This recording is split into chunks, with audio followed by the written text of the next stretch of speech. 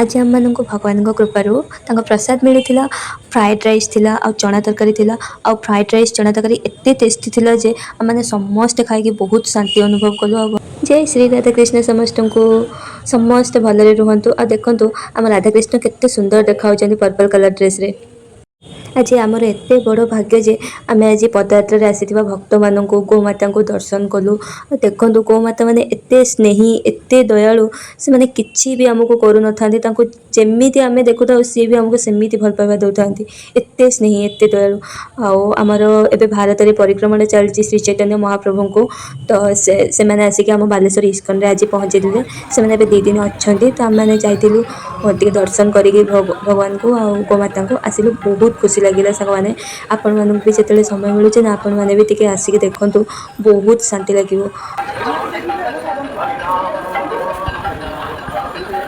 जदि वीडियो भल लगी था लाइक शेयर सब्सक्राइब करिए जम्मा भी भूलिए सांग मैंने।